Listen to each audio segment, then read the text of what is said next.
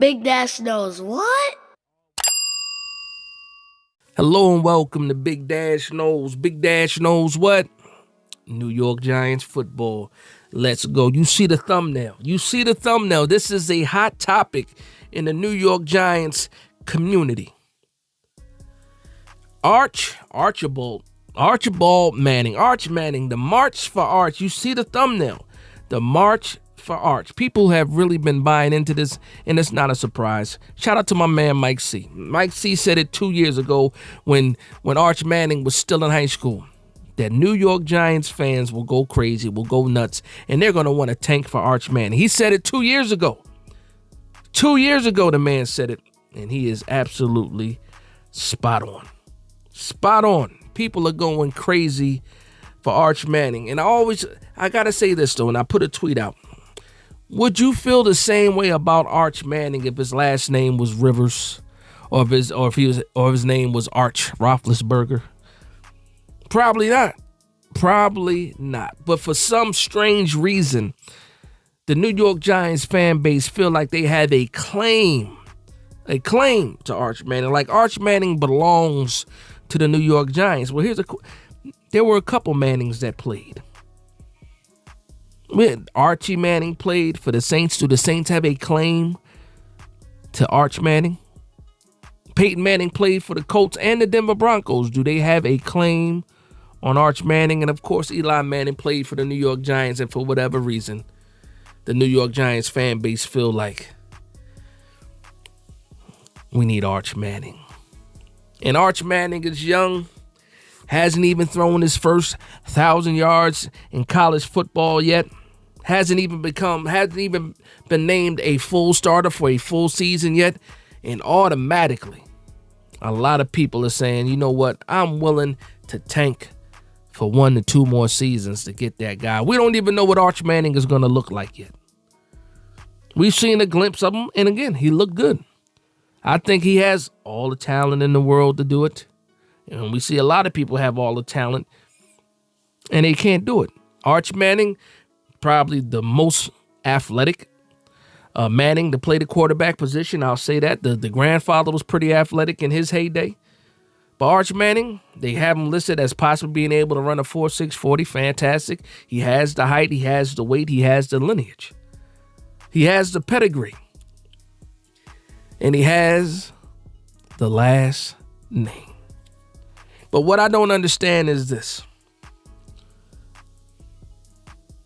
What makes people want to wait for 2 more seasons? Because when you're waiting for Arch Manning, you're telling yourselves, you know what, I'm already throwing away the 2025 season, possibly the 2026 season.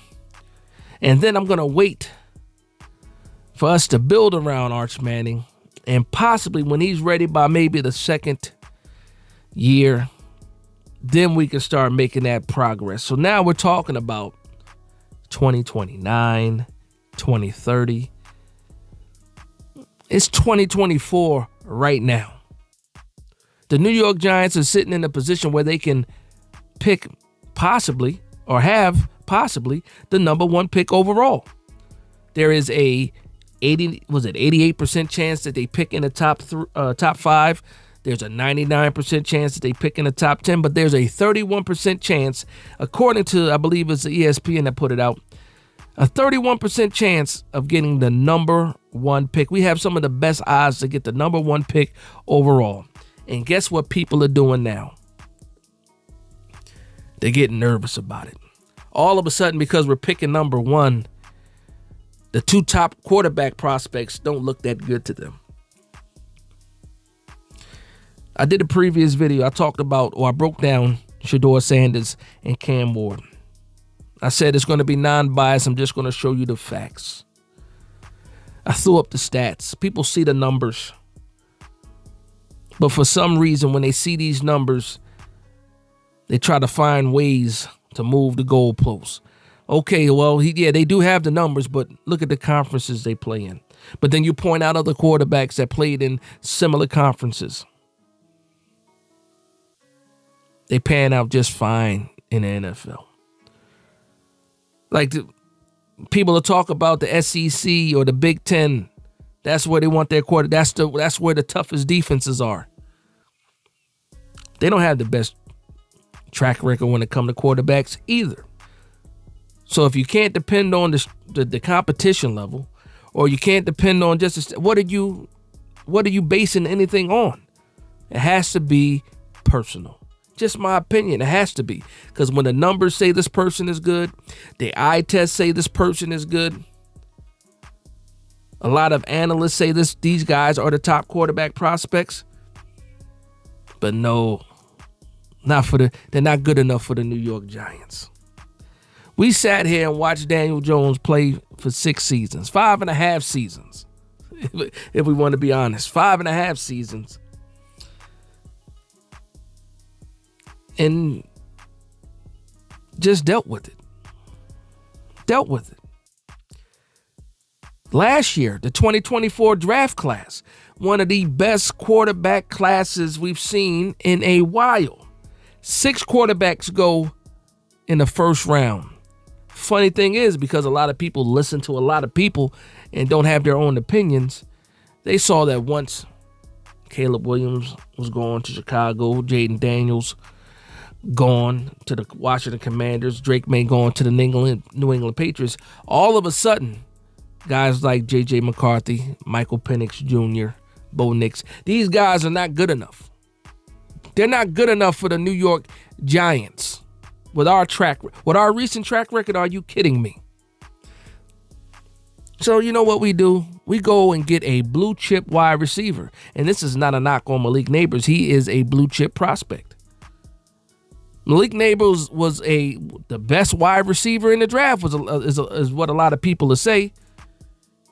Get Daniel Jones a weapon. Get Daniel Jones an offensive line. We got him a blue chip wide receiver, and for the most part, the offensive line was better. A couple people went down, and it is what it is, but that's a depth issue, and another reason why I don't think Joe Schoen should be here. So now fast forward to right now. If the New York Giants get the first overall pick, drafting one of the top quarterbacks should not be a question at all, but guess what? It is. Some people will say, well, I don't see how you can pass on the blue chip Travis Hunter. He could play both cornerback and wide receiver. Well, here's one thing I'll say to that. We had a blue chip wide receiver, and how did it help the New York Giants? Stats are stats, but how did it help the New York Giants? It really didn't at the end of the day. Why? Because of the quarterback play. You want to blame it on the offensive line after a couple of weeks? Fine, blame it on the offensive line, but ultimately it's about the quarterback play. Because even now we've seen plays.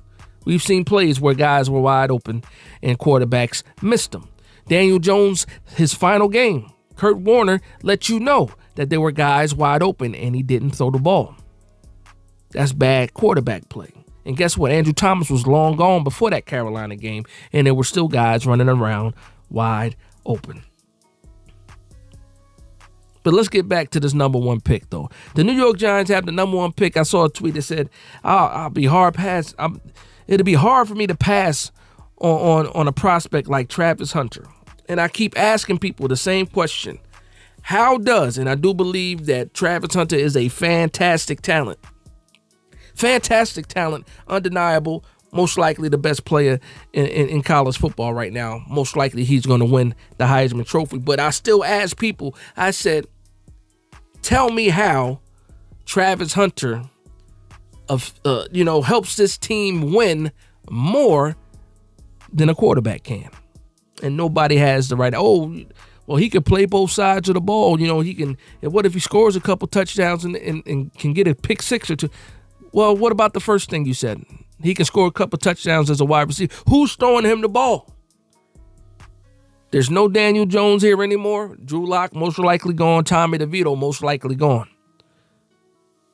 You have 2 of the top quarterback prospects, and another excuse people to say, it's a weak quarterback class. Weak in comparison to what? 2024? Absolutely. There were 6 first-round quarterbacks in 2024, and we sat there and didn't want to take one. But when you look at some of these other years, you go to 2023, you have Bryce Young, You have Stroud. You have Anthony Richardson. You have Will Levis. I didn't hear a lot of people calling that class weak. There were a lot of expectations, high expectations for Anthony Richardson. Some people at the end, towards the end, had Will Levis going before Anthony Richardson and possibly going before C.J. Stroud. And we already saw what happened with C.J. Stroud and Bryce Young. Bryce Young got benched, and C.J. Stroud had an incredible rookie season. Quick turnaround time, too. And the funny thing is, when you look at C.J. Stroud and the way that he plays, there's a player in this draft that kind of reminds you of C.J. Stroud. But no, he didn't play in the Big Ten. He didn't play in the SEC, so he can't be that good. That's what people say. I don't get it. I don't get it. Make it make sense, man. Outside of pure bias, what could it be? Why don't you like these top 2 QB prospects? And then you also hear people talking about, what about Jalen Milroe? Or for me, you're just pushing, black quarterbacks. No, if I was pushing just black quarterbacks, I would be pushing Jalen Milroe too. And I think Jalen Milroe needs to go right back to college. He has a lot more developing to do. I feel the same way about Gary Nussmeier. I feel the same way about Drew Allard. You put if these guys go back to school, they'll be right back ready for the 2026 draft, and hopefully I really do feel strongly about it. Those guys will be even more ready to come out, and even a better situation, and they will possibly be the top quarterback prospects coming out. So what does that leave you with? Okay, well maybe we can go and get a quarterback in the second round. So you're talking about Carson Beck. You're talking about Quinn Ewers, and you're possibly talking about, as a day 2 pick, Jackson Dart. Now, if somebody told me, hey, you can have Jackson Dart or Shedeur Sanders, I'm taking Shedeur Sanders.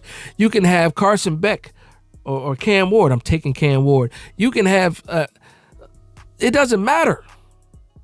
You can have Quinn Ewers, or you can have I'm taking Cam Ward. I'm taking Shedeur Sanders 10 times out of 10 over these other guys. I don't understand. Actually, I do understand. I do have an idea, but it is what it is. It is what it is. But again, back to the thumbnail. A lot of people are willing to wait for Arch Manning, March for Arch. And to me, it makes no sense at all. Not even a little bit. Not even a little bit. And finally, the last excuse I will say is this. You know what? Let's build the team up. Let's build the team up so that when the team is ready, we can just go out there and get a quarterback. Let me say this. Obviously, you can't do that without a bridge quarterback, right? If you get a bridge quarterback out here, now follow me. If you get a bridge quarterback and you've already built the roster up, do you think that team is going to be bad enough for you to be picking high enough to get your chances to get Arch Manning? If the team is built up and you have a bridge quarterback, I got to ask you guys again. If the team is built up and you have a bridge quarterback, do you think you're going to lose enough games to be high enough to pick somebody like Arch Manning? So again, for the people that want to wait 2 years, build the team up, get everything right before you get your quarterback, how is that even possible and how is that even probable? It's really not. Unless you're willing to give up a boatload of picks to move up. When right now, just like you had last year, you were in a position to get a quarterback and you didn't do it. You have to learn from your mistakes. You have to learn from your mistakes. And yes, this might not be everybody's perfect cup of tea. Cam Ward might not be your perfect cup of tea. Shedeur Sanders might not be your perfect cup of tea. But guess what? They are plenty good enough, and have the potential to be franchise quarterbacks. And I rest my case on that. But guess what? We get to see this thing play out. The draft is 5 months away. We still got to get through the playoffs and conference championships, college playoffs, all this other. We got a lot of football to watch before we start getting into the off season and you know, the draft season, combines, the pro days, the 30-30 visits, all that. We got a lot of time, and we're going to be talking about a lot of different prospects, you know, during, you know, the next couple of months. But I just want to go back and just, you know, put a little extra sauce on. There's nothing wrong with these quarterbacks, these top two quarterbacks, and we should be happy to even have the chance to get one of these two guys at the end of the day, no matter what anybody thinks. But that's going to be the video. I want to thank everybody for vibing with me. Please like, comment, and subscribe. And from one Giants fan to another, this is Big Dash Knows, Big Blue Nation. Let's go.